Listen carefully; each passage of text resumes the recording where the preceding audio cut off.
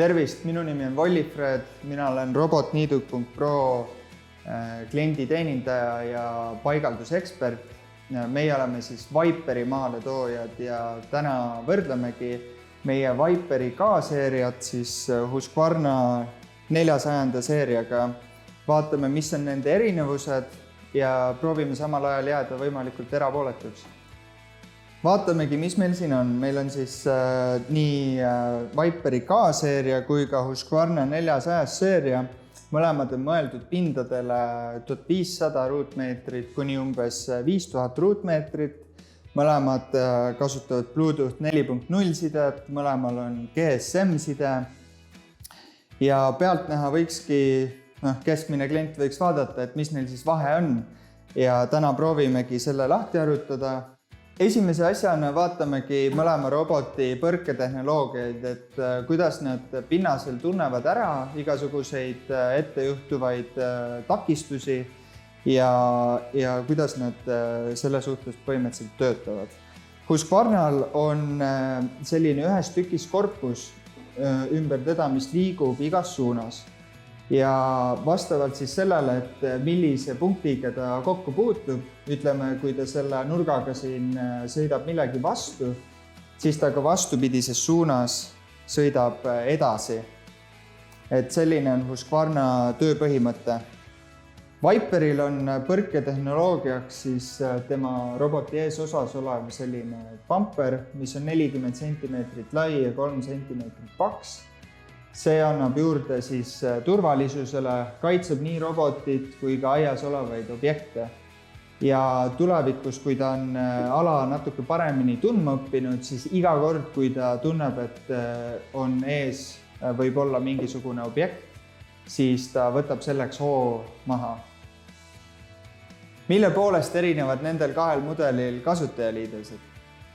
Husqvarna kasutajaliides avaneb, kui vajutada seda stop-nuppu. Siin luugi all on siis selline väike mustvalge ekraan ja käsklusi saab anda füüsiliste nuppudega.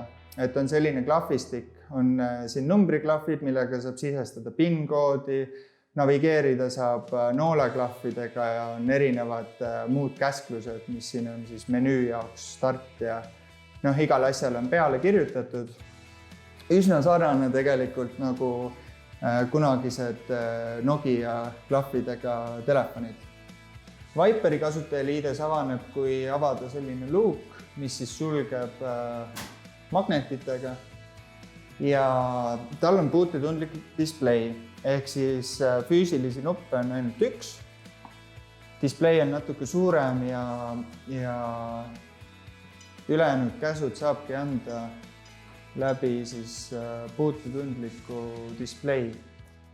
Ja kasutajaliides on tegelikult hästi intuitiivne, et on olemas suured ikoonid. Kui millegi tähendust ei tea, saab vajutada all paremal nurgas olevale küsimärgile ja kui vajutada järgmisena siis ikoonile, ilmub alla kirjeldus, et mida see ikoon siis tähendab.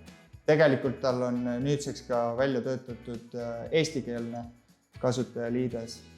Üleval on info roboti side kohta, et on GSM side, aku mahutavus, üldine info, Bluetooth side ja GPS side. 3 peamist ikooni, mis kohe ilmnevad, on esimene saab roboti saata siis koju. Siit saab vaadata, on erinevad, et kas saata mingi aja pärast või saata kohe. Teine on siis see, et saab roboti saatma niitma. Siin on erinevad töörežiimid, mida robot saab kasutada. Ja on roboti seaded, et kõiki neid seadeid tegelikult mõlemal mudelil, nii Husqvarnal kui ka Viperi robotitel saab kõike teha ka äpi kaudu. Et kuidas endal mugavam on, kas siis kasutada seda kasutajaliidest roboti küljes või äppi. Et üldiselt on see kasutajaliides hästi intuitiivne ja lihtne. Järgmiseks vaatame robotite rattaid. Vaatame nii tagumisi rattaid kui ka eesmisi rattaid. Vaatame, mis materjalist nad tehtud on ja võrdleme nende pinnalaotust, mis siis tähendab seda, et kui hea haarduvus neil robotitel on. Mõõdame ära, kui palju on Husqvarna roboti tagaratta laius ja selleks on siis 3 sentimeetrit. Kokkupuude pinnaga on kuskil 4 sentimeetrit. Materjaliks kasutab Husqvarna tagurataste puhul kõvemat plastikut, peal on selline natuke kummine kiht. Eesmised rattad on samamoodi tehtud plastikust, peal on kummine kiht ja rattad siis pöörlevad 360 kraadi ümber oma telje ja kõrguse poolest on need fikseeritud. Viperil on tagarataste laiuseks 7 sentimeetrit, mis on siis üle 2 korra suurem Husqvarna robotist. Viperi K-seeria tagurataste pinnalaotus on 9 sentimeetrit, mis on jällegi natuke suurem kui Husqvarna robotil ja see tuleneb sellest, et rattad on pehmest kummist ja on seest natuke tühjad, mis annab juurde natuke muljumist. Ja see annab tegelikult juurde ka sellele, et igasugune rohi ja muld, mis siia koguneb, siis tänu sellele muljumisele kukub ka maha. Et kõva ratta puhul on palju lihtsam sinna kinni jääda, aga kui toimub selline liikuvus, siis ta pudeneb sealt maha. Pinnalaotusest veel nii palju, et see aitab väga palju robotile kaasa, kui on tegemist igasuguste tõusude, küngaste, ebatasasustega ja erinevate aia eripäradega. See aitab tal paremini töötada, tal on parem haarduvus ja tegelikult teeb robotiga palju efektiivsemaks. Viperi K-seeria esirattad on üleni kaetud kummiga ja neid kaitseb siis roostevabast terasest puur, mis toimib nii kaitsva funktsioonina kui ka aitab rattaid natuke puhastada, et kui nad liiga muruseks saavad. Lisaks on K-seerial selline eelis, et tema eesmised rattad liiguvad 12 mm üles-alla. See aitab siis jällegi paremini toime tulla igasuguste ebatasasustega, hoolitseb selle eest, et robot ei jääks nii lihtsalt igale poole kinni ja aitabki tal jällegi efektiivsem olla.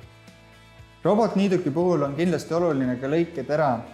Husqvarnal on lõiketera laiuseks 23 sentimeetrit ja teradeks kasutab ta selliseid sileti moodi terasi, mida tootja soovitab iga 4 nädala tagant vahetada.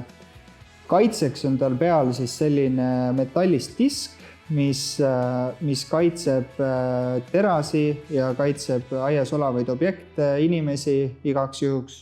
Kui vaadata, siis tera servast kuni robotiservani on 16 sentimeetrit, mis on tegelikult ka väga oluline, sest see määrab selle, et kui lähedalt igasugustele seintele ja äärtele robot saab niita.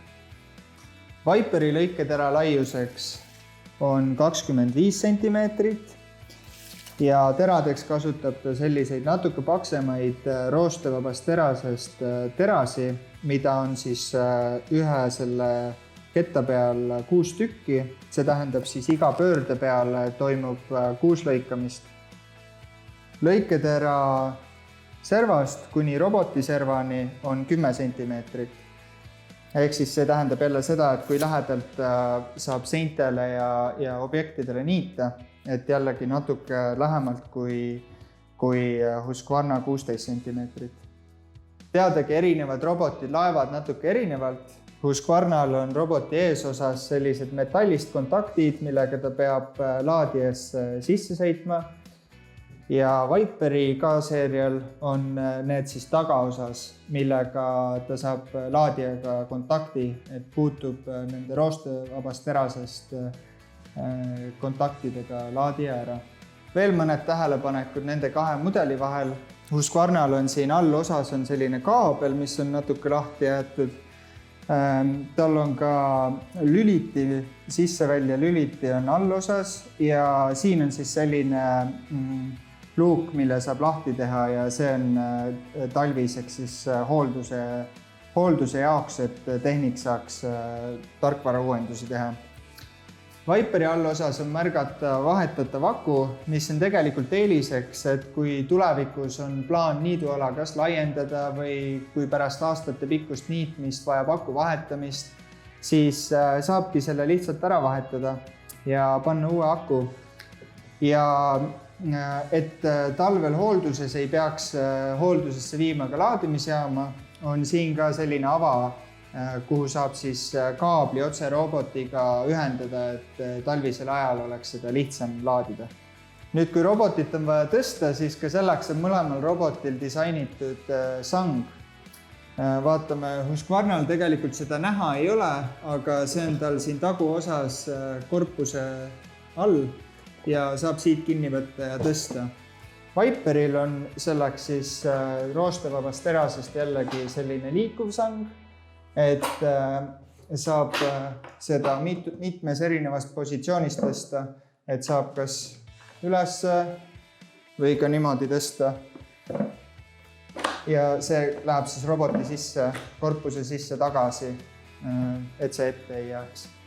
Ja kõige lõpuks vaatame siis nende kahe mudeli kõige suuremat erinevust, mis on siis Viperi K-seeria liigendsüsteem. Ehk siis tema eesmine ja tagumine telg on omavahel liikuvuses ja see tagab koos sellega, et tema eesmised rattad liiguvad ka üles-alla 12 millimeetrit. Tagab selle, et robot tuleb eriti hästi toime nii ebatasasustega kui ka erinevate nüanssidega pinnal. Tänu sellele on inimestel palju vähem peavalu, ei pea kinni jäänud robotit lahti aitama ja tegelikult muudab roboti töökäigu ka palju efektiivsemaks. See oli meie võrdlusvideo Viperi ja Husqvarna kahe mudeli vahel. Loodame, et mõned küsimused said vastatud. Kui aga küsimusi tekkis juurde, siis tulge ja võtke julgesti ühendust ja tutvuge meie tootevalikuga kodulehel www.robotniiduk.pro.